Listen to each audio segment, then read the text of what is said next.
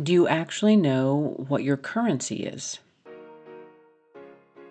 The universe isn't just out there, it's interacting with you. Claim your power by embracing the unknown. This is Tracy with Tracy Talks, and I'm here to ignite your curiosity. Don't just listen, embrace it. There is so much discussion about what motivates us. We focus on love languages and how we interpret and respond to different types of interactions. We can also talk about value and what we value most, the characteristics, behaviors, communication styles, hobbies. There's all of these things that we can make a checklist for about what we value. And we can have these ideals and we can construct them in a form in which we hold people to the standard, or we hold people and measure them based on love languages and value. But I also see that we have these ideals, we think we want those ideals, but yet oftentimes our intimate relationships don't include those languages and ideals that we claim that are important to us. And there's a different aspect that we don't always consider, which is, what is our currency? What are we using as currency in the relationship? What are we using for exchange? And it is interesting how, like I said, we talk about love languages and we identify what we think that we want in someone else. But at the worst times in relationships, we seem to set those aside and we have other forms of currency, which we are using to buy and spend, interact with these people that we love. And it has a very different feeling when you think of our interactions as transactional and you think of them as using currency. At our best, we express currency through love. At our best, we express our currency as characteristics that we value. However, if we happen to be in a combative relationship, what we value doesn't often come out in those love languages. It takes a different form and it comes out in a currency. And what I mean by that is those are those passive aggressive comments that we make, that we receive, those personal attacks that we make to the people that we love. Love in its highest form doesn't see the scales. It doesn't see how much I have, how much you have. That when we have a partner that we trust, where we are intentionally building a life together, and when we operate in a state of love, we don't tend to count how much I have versus how much I give. Are you giving me the same that I'm giving you? We don't calculate the amount as much. But when we are not in those relationships where we are operating in a state of love, the exchanges feel transactional and we feel the currency value of the interactions. We calculate everything and we don't give unless we get. There begins this cycle of devaluing our partner, the exchanges. We devalue the interactions when we operate with currency instead of love. It's this mindset of, if they do this, then I'm going to do this. If they do this, I'm not going to do this because I'm not getting this. And there is this transactional quality in every interaction. The exchanges become less loving. The exchanges become hurtful. The exchanges become intentional pain. How much can I do to you before you react? How much can I not do to you before you react?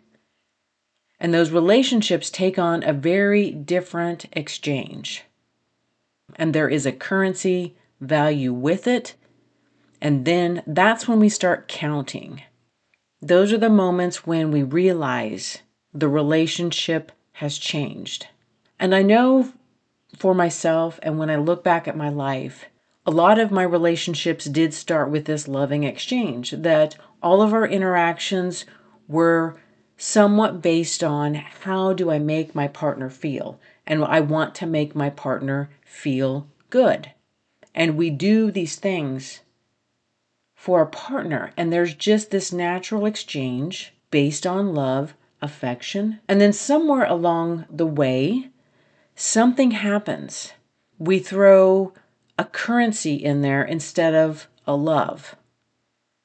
And then we start mixing those transactional exchanges in the mix until our interactions are no longer based on love, but they're based on a form of currency.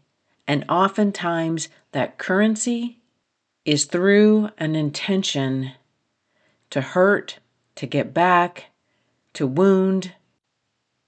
Those exchanges, those interactions, those transactions feel very different than ones that are based on love, out of love, through love.